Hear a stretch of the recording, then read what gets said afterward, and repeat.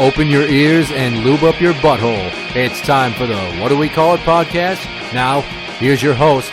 It's Jmann.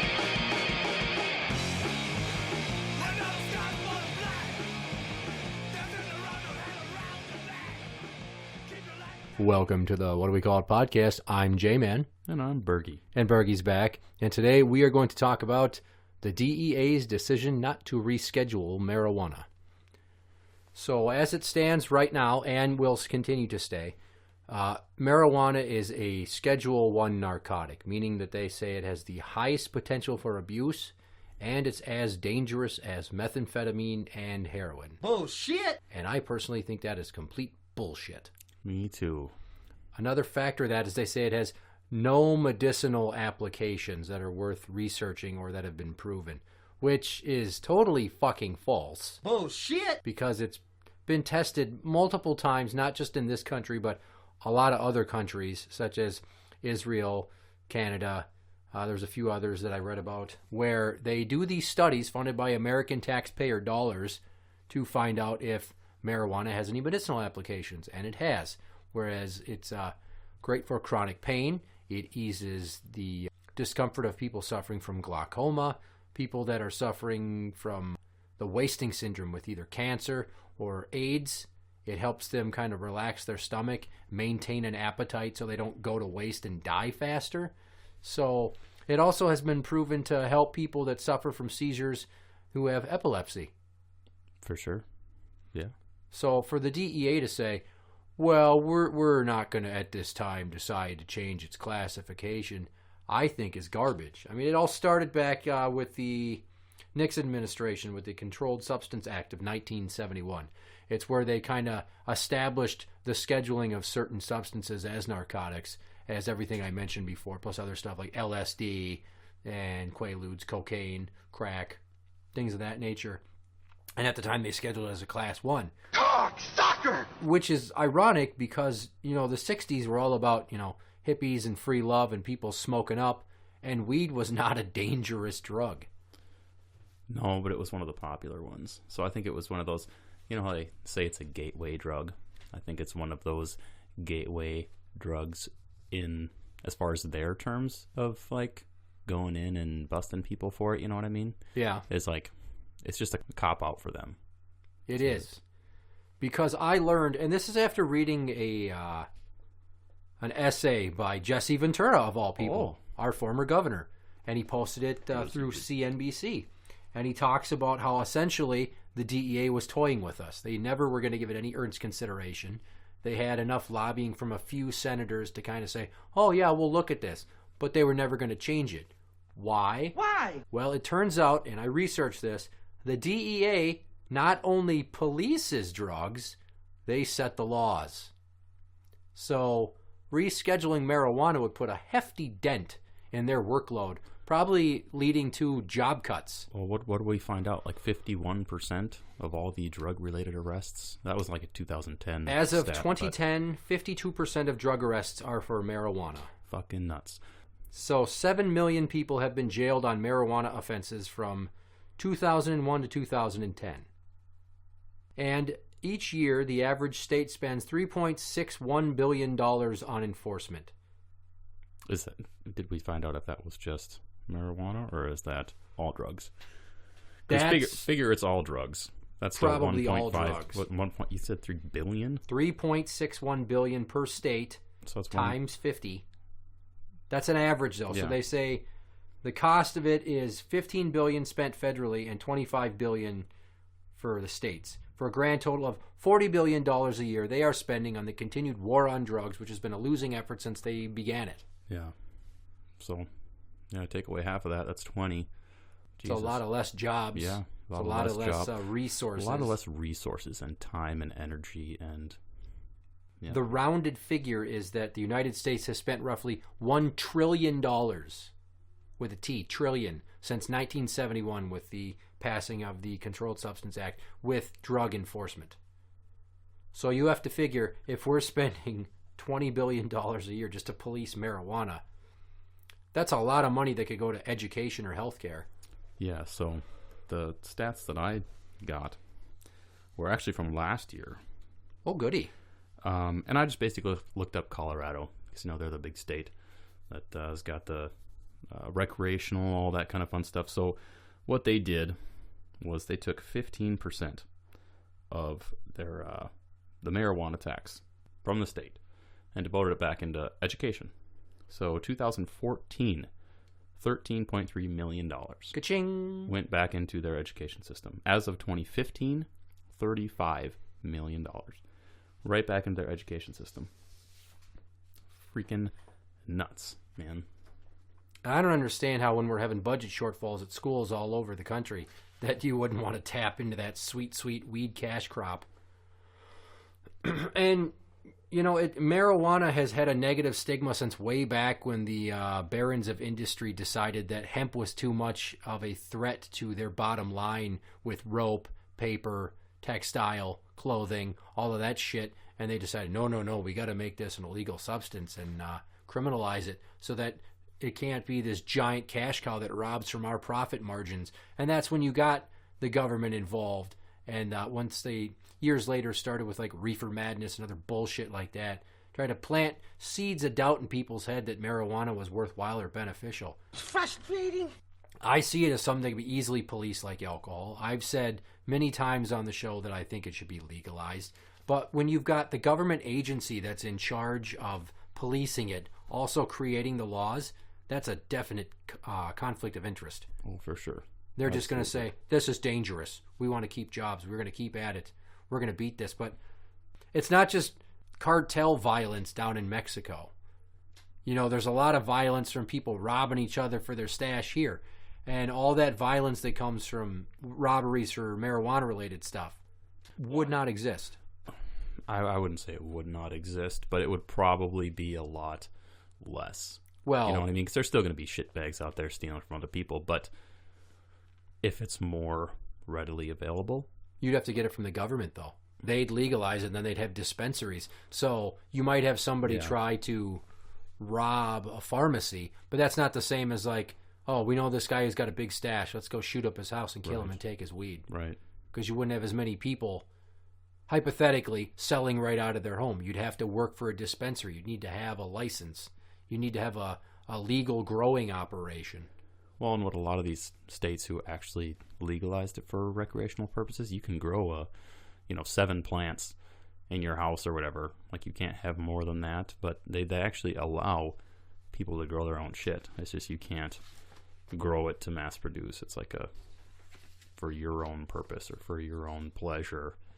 So, I mean, that would, again, if it was a government allowed thing, they probably wouldn't allow that. It would definitely be in stores or dispensaries only. I doubt they'd allow you to do it yourself without a license. Yeah. Now the point of this episode isn't just like a blanket argument for more legalize it talk, as much as I'm focusing on the fact that the DEA pretty much just batted an eye and wagged its dick at the theory that there's any positive properties to marijuana research medicinally, when they've been doing research since the 1960s. So you've got a government organization full of police officers that are saying there's no empirical or worthwhile point to doing any scientific studies for medicine. They're not doctors. They're not fucking scientists. They're cops. And it's bullshit. Yeah, they're just turning an eye. Kind of. And the country, I'd say half the country wants weed legalized. Thinks it would be okay. Yeah, there was a national poll that like 62% of people are for legalization for medicinal. It was 52% were pro recreational. I mean, our home state's now doing the medicinal thing. Mm-hmm. The Green Card program just rolled out, and they recently expanded it so more people can fit the criteria to get it. I don't know anybody that has gotten one yet, but it's only going to be a matter of time. Oh, yeah, for sure. With the number of people we know or the number of people that we deal with at work. Because how long is it going to be before somebody comes in with like cannabinol oil or capsules to take at bedtime to manage chronic pain or epilepsy? Well, we've already seen on a court document, a judge has written on a court document saying that, this person is okay to use THC. Like, don't violate probation if he tests positive for THC. And he does it for epilepsy purposes. Right. But yet, he keeps coming back to jail. Oh, yeah, for sure. And I mean, that's one of those, that's where it's in that loophole is, sure, a county judge can say don't violate, it does not violate probation if tests positive for THC. A state can say, yeah, go ahead, grow your own marijuana, but it's that the government laws that are saying, hey, fuck you, just keep this in check, because they see all these states making money, and they see the losses that they would have if they did pass these laws and say that marijuana was okay. I mean, this says here the DEA has requested a budget of $2.1 million for 2017. That's not that big of a number, but it's still pretty significant considering that public enemy number one, marijuana, is being grown legally in 25 states. So that's fucking ridiculous. Yeah. So, I mean, it's not bad enough that we're off fighting kind of losing effort wars during the Arab Spring. I mean, it's not like we're changing the world over in the Middle East. But you think about, we're pissing away dollars and lives trying to put a Band-Aid on a gunshot wound. And it's kind of the same thing here when you're trying to put a blinder on the American people's eyes that, no, we're going to continue to say that this is a bad substance, even though we have plenty of information available now in the digital age via the internet and otherwise of other countries that have done studies, even funded by us, that have proven that it has positive purposes medicinally. And oh yeah, by the way, there's states in the union that already get to prescribe this shit and have a medical marijuana dispensary program, a green card program. But, we federally know better than the states, even though a lot of shit is left up to the states to deal with it on their own. Mm-hmm. But there's the angle, like I said, a conflict of interest. The three branches of the government, they check and balance each other. But nobody checks and balances the Right. DEA. They just kind of have like a license to do whatever the fuck they want. And The untouchable card. that's a dangerous precedent to set, because who's to say that, the FDA couldn't do that too? Because the FDA and the DEA were created in tandem with the Controlled Substances Act. That was an arm of the FDA, was to look at certain chemicals and see if they had negative side effects and they should be scheduled as a narcotic and made unavailable to the public. Like, what if they just wanted to do whatever they wanted? Say they wanted to say cheese, for example. Cheese, you can't have cheese anymore. Right.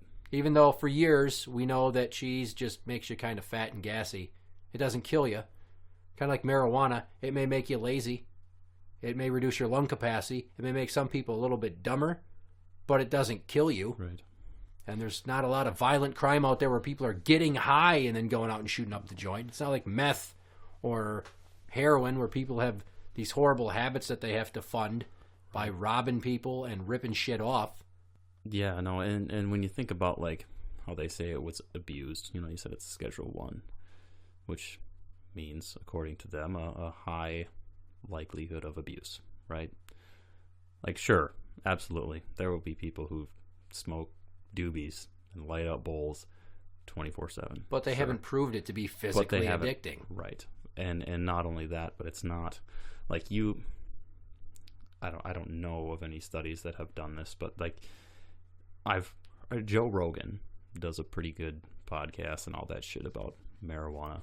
And he's saying, you can smoke all the weed you got. You could smoke every single ounce of it you got, and all you're going to do is be lazy and, not want to do anything all day. If a guy comes in here and shoots up all the heroin he's got or smokes all the meth he's got, you got yourself a dead dude. So it's, I see it as they should definitely not have it as a controlled, Schedule 1. Absolutely. Legalize the stuff as far as medicinal purposes go, because you hear all these stories of people going out and getting medical marijuana cards just for saying that they have anxiety, Or chronic pain. I have trouble sleeping. Any of that stuff you can get a script for. But a lot of the stuff they get, like the capsules, there's no THC. It doesn't get you high. It treats your body. Now, there's some medicinal marijuana to smoke. Right. There's edibles that have THC in them, but a lot of the medical stuff is just cannabinol oil Mm-hmm. or capsules. And my sister especially suffered from seizures, and she took Tegretol just about all her life. And near the end, when she was in the hospital, they overdosed her on Depakote. Now, let's say that she's already suffering from her kidneys starting to shut down.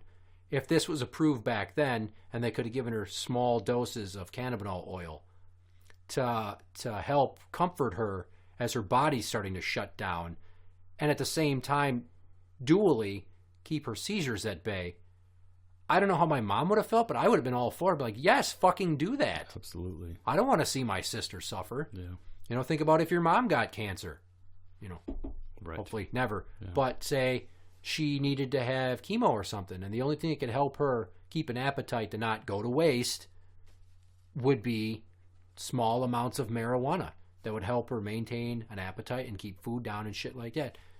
I would think you definitely want that to be available. Mm-hmm. No, absolutely. For sure. 100%. If we're supposed to be the greatest nation in the world, why are we not dealing in common sense? That we're an industrialized nation that refuses to acknowledge scientific data from these studies. And there's always those fucking naysayers that are like, well, who's the one who did the study? Scientists did the study. I don't fucking know because I'm not hanging out with them at the food court, the lab. All right, I'm not doing an A&E biography on them. Yeah, it definitely wasn't high school kids just doing questionnaires and stuff. But it's not like there's some rogue phantom marijuana industry waiting to take over the rest of the economy. Like, yes, we must make it legal, so we will take over a quarter of the economy, and we'll keep the people lazy and stupid. Well, not all of it's going to make you lazy and stupid. Ventura says, if you want to rebuild our economy and really create new jobs, then we need a new industry. 2015 Colorado, $135 million in taxes, you said. More than $35 million of that was earmarked toward school construction projects. Mm-hmm. Washington State projected to earn $270 million in taxes by the end of this year. So if you want to think about that, he says on a national level, there are approximately 21,000 to 33,000 businesses in the U.S. that are tied to the marijuana industry. Those are grow operations, dispensaries, bakeries and such that produce edibles. So, I mean, if we legalize it, it's going to increase the number of businesses that are involved in that industry. It's going to create jobs. For sure. They're always talking about we need to create jobs. Fucking do it then. Mm-hmm. Yeah. Yeah, we need to create jobs. We need to get our nation out of debt. But we're going to sit here and do nothing. Well, it's the government's job to carry out the will of the people. And if the will of the people's already at roughly 50% pro-marijuana, you know, are we just going to keep denying until the evidence and the public opinion is so harsh that we're on the border of like a violent revolution? Because I got to believe that things, they were peaceful, but they got pretty fucking hectic with the gay marriage crowd. Oh, yeah. They wanted it. A lot of the country wanted it. There was the religious right who didn't want it. And there were people that thought it might be unfair for some of these individuals to get the same tax breaks as a heterosexual married couple. But I've always had the attitude that love is love, and it doesn't bother me if you're two chicks or two dudes, because that doesn't affect my household. Right. Just don't come knocking at my door asking me to be gay with you. Right. That's all. I'm on the same boat. I don't give two shits. Shouldn't we give this a try? Because the economy has been down and then bounced back, but has gotten stagnant and feels like it's going to bottom out again. Because housing prices are going way up, just like they did before the housing bubble burst again. So all these people that in the last 2 years have sold their house at a profit because the price went up like $20,000, $30,000, $40,000. Well, everyone that's buying those homes now are going to be in mortgages that in a few years might be upside down again. Yeah. Oh, yeah. They're not as predatory in the way that they're giving out shitty mortgages just to anybody to get them in houses, but eventually, you know, if the job market shrinks in certain segments due to digitizing and relying more on machines and robotics, fewer people are going to have jobs, and then they can't afford these houses that they already paid $20,000 over the actual value for. Well, I mean, even just think about like the self-cashiers, do-it-yourself things. That's taken out, what? 4 or 5 check stands per store. Oh, absolutely. Easy. So I don't know how many Walmarts there are, but multiply that by sometimes as many as 12 self-checkout registers in a super Walmart. And they're talking about Amazon having fucking drone bullshit. Granted, that's years down the road, but they're already looking at eliminating jobs that they have. You know what I mean? All these businesses are looking at, how can we not pay employees? How can we not have to worry about their insurance? How can we not have to worry about all this other stuff? Let's just get non-people to work for us. Let's make some fucking robots. And when we were talking about this the other night at work, when I got the idea to do the episode, we were kind of brainstorming some ideas. I proposed, like, well, police spend so much time dealing with marijuana. And you said that you heard from your wife that a lot of them just dump it out. Yep. It's, hey, turn your bag upside down and stomp it into the grass. And they do so, and they're on their way. Granted, as long as it's not like a domestic or, whatever. Right. If they just happen to, stop a suspicious person or someone who fits a profile that was, aired out as, someone who's breaking into houses or, teenagers breaking into cars. Pretty common. So what they'll do is just drive around and find people that match those descriptions and give them a quick little pat search, whatever. And if it's a marijuana thing, dump it on the ground, stomp it into the grass, whatever. And what they'll usually do is they'll drive away, turn around, come right back around the block, and they'll be picking it out of the grass. So they'll just tell them to be on their way. But yeah, it's definitely not something that they're out prowling for. If it's a amount of marijuana someone could smoke in a few days, yeah, it's not a huge thing. Now, if they found a brick on someone or a whole shit, pound of marijuana, then it's a different story. But that's clearly intent to distribute. Right. Like even I don't know how privy she is for me telling this story, but they stopped a guy. They were having a little argument, him and his son. Did the whole pat search routine to him and found 3 baggies of marijuana on him, 3 different baggies and whatever. They were all different kinds, right? So they told him they were talking back in the car and said, what do you want to do? And the more senior officer said, let's just make him pick one of the 3. He'll keep that one. He'll have to destroy the other 2. So that's what they made him do. He picked his favorite kind, and then his other 2 of the 3 he just dumped in the grass, and they made him stomp it out.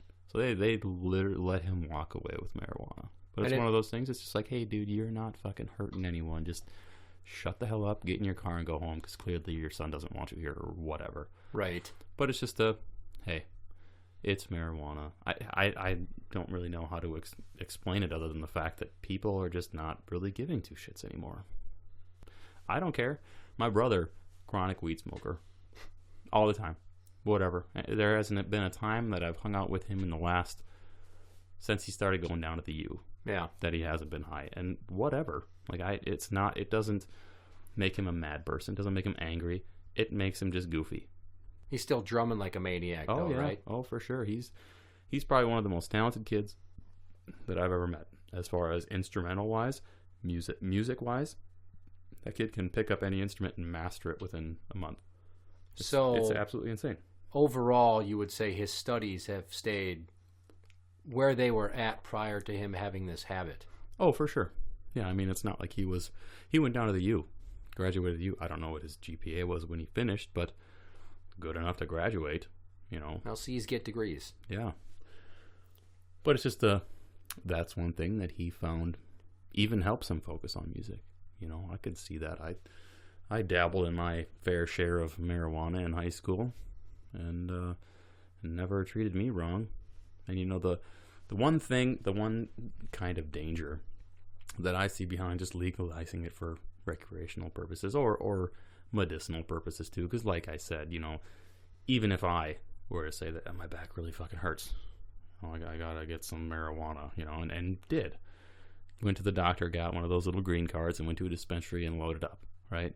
Who's to say that guy's not going to smoke it all, and then whatever he does, whatever. My one fear is reaction time, right? If they're driving, they shouldn't be. Driving, right. So that's the one thing that, in my mind, would need to be regulated somehow. And how do you do that? I don't know! That raises a question of, do cops carry around instant cups? But then what is that going to prove? That's just going to prove that you smoked in the last 30 days, That's the one thing where I could see might be a danger. You can tell somebody with weed breath. Also, if their eyes are red or if they're all bulgy, chonged out. So what Police are like alcohol. But it's that. But how do you do that? Like alcohol, you can actually take a breathalyzer, like blow into this. Like we know how important that is.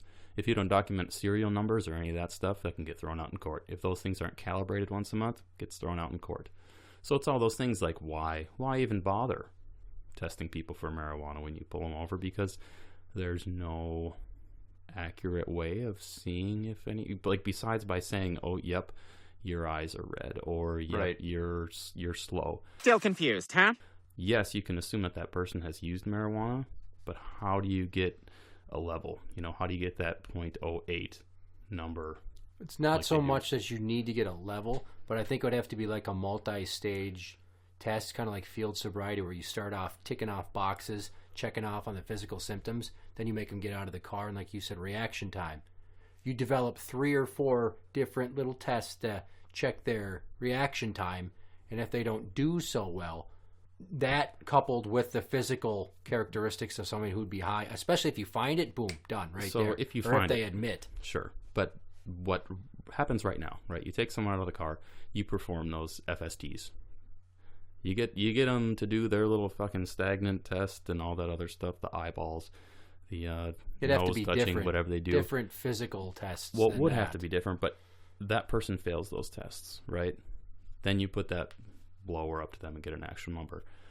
Like, think about like lawyers wise. Like, there's not a single case that would stick if a cop that just said he appeared to be high. He failed all these tests, didn't pass a single one, and he appeared to be high. Like, they have no proof to say, yep, he's high, like a field sobriety or like a PBT. Like They'd have to breath go test. and piss test them or blood test them, and like we do when we send piss tests to the lab to get the potency in the urine, which is a giveaway of the how recent they used. Sure. It's got to be way better if you do a blood draw. If you fail, you should be subjected to a blood draw. So Charges pending upon results. So absolutely, I agree. Multiple degrees, too. So 'cause, here's the other thing, too, is because DWIs have become such a pain in the ass for police officers as far as reports, getting the PBTs, doing all that stuff. I don't know exactly what you have to do, but apparently, I have the ends. They're such a pain in the ass that the department where my wife works will actually just run plates, and if that person is headed home, they'll just follow them until they're about a block away from home. As long as they don't run into shit or run anyone over, they don't care. They'll pull them over. Yeah, if they were feeling their FSTs, yeah, call for a ride. I'll sit right here to wait until you get picked up. Like they don't even arrest people for DWIs anymore. Like they do. They will if they cause damage, if they hurt someone. But it's just it's become that big of a pain in the ass that officers have just said, you know what? Fuck it. I'm just going to make sure he doesn't hurt anyone or himself. Well, yeah, because it's pandemic. But, I mean, think of how many people that we still see that have, like, one minor charge and then a marijuana charge. Or how many Right. people we still see that are on marijuana possession charges. And then that's where that never-ending vicious cycle comes from. They get They're that on and probation. they get thrown on probation. And then they UAs. fail a UA. And it's just They keep a coming never-ending back. circle. Extend probation, all this other stuff. So all that money could definitely be spent in other ways. And like I said, that's my only fear about it. Riding a bicycle is hard enough when you're stoned out of your fucking mind. I couldn't, not that I ever really drove too much, but you feel like you're going a million miles an hour and you're only going 20. Yeah. You know what I mean? So it's that is the only aspect that I'm have some sort of uncomfort about is driving. And then, of course, that brings up the question is how the fuck do cops know? But regardless, as far as medicinal, even, yeah, sure, recreational, just monitor the shit, just like booze. Plenty of people can drink and not drive. A select few can't. But I would think it'd be the same. True. And it's the one thing where there have been very few times where I've ripped a bowl and thought, hey, let's go do some shit. It's always let's go walk around. Let's hang out here and watch fucking the History Channel. That's just kind of what you do. Well, You it's just chill. not even just like the money they spend on enforcement and education.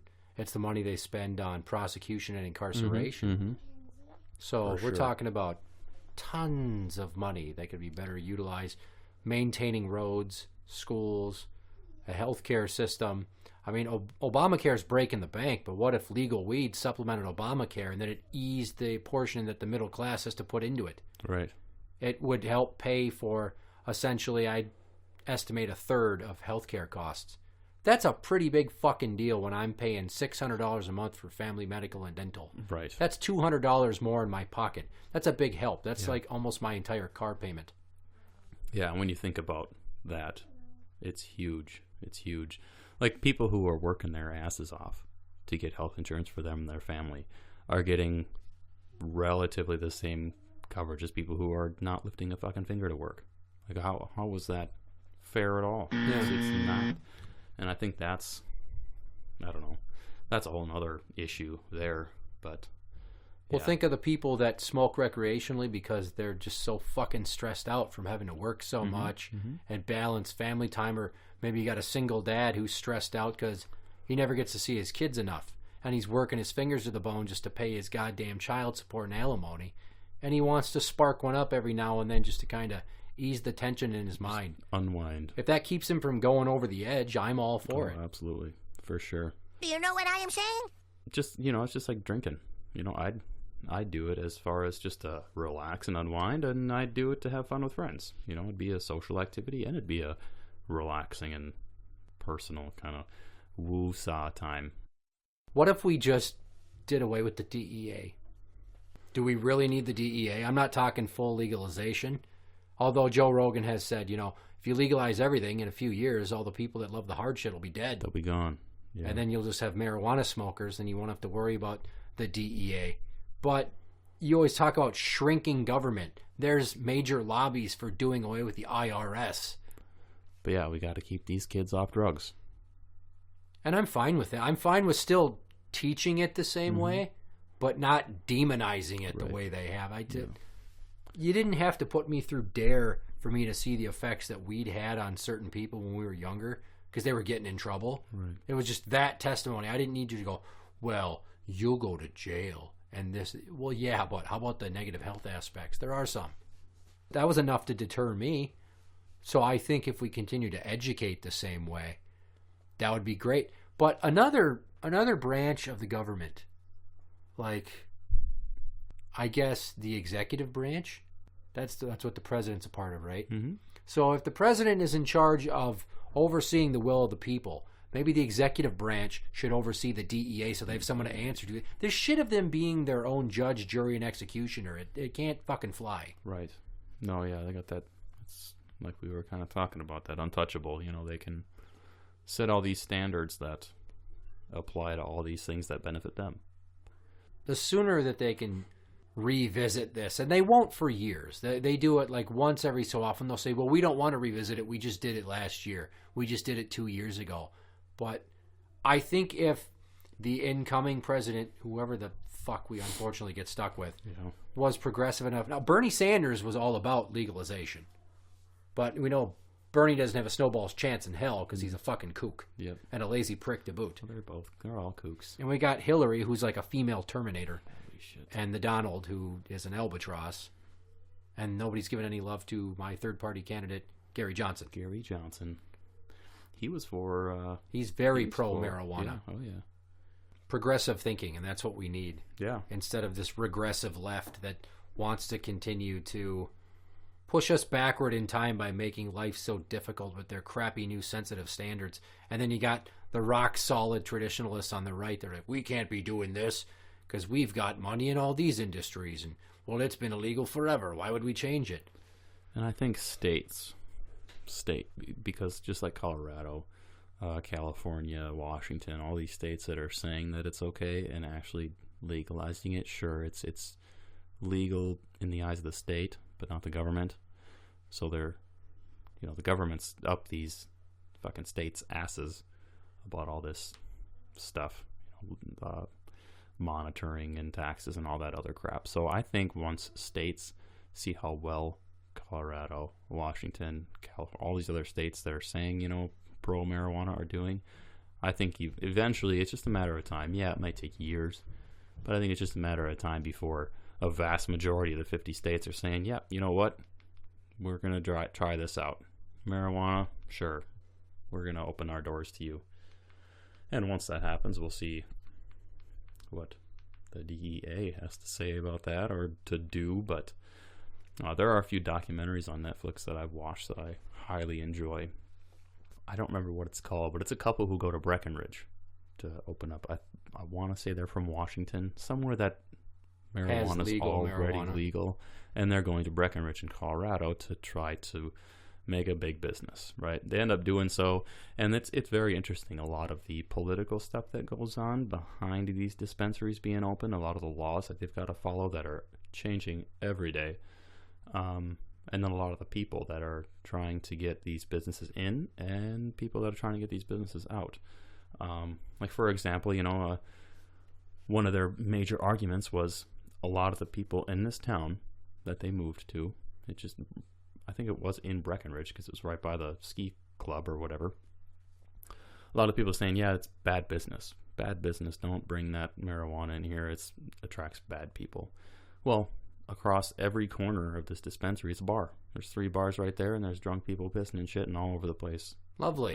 So it's one of those things where you can't say that this draws a bad crowd when you've got something like that over there. That's legal. Well, it's hypocritical because it's an argument built upon a fallacy. Absolutely. And once the people in that community saw the money that this place was producing, of course, there were other people who opened other shops. And then it became a competition. It was a boom all around there. Right. And like we said when we talked about this the other night, my comment was, if they legalize it, it would be a mad dash for licensure so you could open your own dispensary. And there'd be people rushing to get supply chains set up from grow operations. It'd be just this massive boom. And yeah, it would take a little while for things to get off the ground and running smoothly. But just think, when's the last time that something changed legally in America that gave people the opportunity to start their own business, and it massively affected the climate of our economy because it creates an entirely new industry overnight? Mm-hmm. Yeah, let me tell you, if that happens, I'm going to be one of the first in line for a small business loan to go ahead and open one up because, man, it'd be stupid not to. Right. But just think of like the FAA. If the FAA said that it was okay for drones to share the skies with planes and you could deliver that way, how many businesses would have drones dropping off food, right, or packages or all kinds of... Unfortunately, you got to think that some pharmacy would be stupid enough to do that, which would be bad practice. Mm-hmm. But it opens up the doors for people to get in and make money, and a lot of the traditional industries are shrinking. Yep. The post office is shrinking. Retail is shrinking a lot. Stores are closing all over the place. Yep. Around here, we just lost Sports Authority yeah. and Old Country Buffet because there's like an exodus of sit-down restaurant dining. Mm-hmm. So I'm going to wrap it up with the thought that you need to get out there and don't be afraid to tell people that you're part of the pro-medicinal marijuana lobby. Maybe make a small sign and stick it in your yard. It's not really like a campaign issue that's on the docket, but as long as you're being respectful and not like putting fucking legalize it, put something saying I'm pro medicinal marijuana. You'd be surprised how many people may walk by and be like, hey, right on. And if a few people get out there and make their voices heard, it inspires other people to speak. It's a domino effect of positivity where they can only ignore the sound of our voices as the voting public for so long before the DEA is going to get forced to change, just the same way that the Supreme Court was forced to acknowledge that, yeah, it's finally time to stop being unfair and we'll legalize gay marriage. Yeah. That's what we had to do. We had to just keep beating down doors and going to meetings and having flyer parties where people would go out and the Vote No lobby in Minnesota. I was a part of that shit. I went to meetings for it. I was perfectly fine with sticking a sign on my lawn, but I didn't. But yeah, I mean, we got it here and we got it nationwide. And that's the way you bring about change, is through a positive, intelligent attack at the status quo with ideas and data. Mm-hmm. Not burning down stores. Right. Not throwing like rocks with notes that say legalize weed at cop cars. Because it sounds like law enforcement, by and large, is pretty pro-marijuana.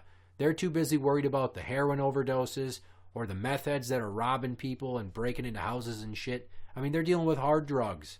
So the DEA should just get off its ass and do what's logical and reschedule marijuana, and we should outright legalize it so that we can get on with our lives and continue to evolve as a nation and focus on things that harm us, not these quasi-threats that are just part of this old guards mentality of what's wrong.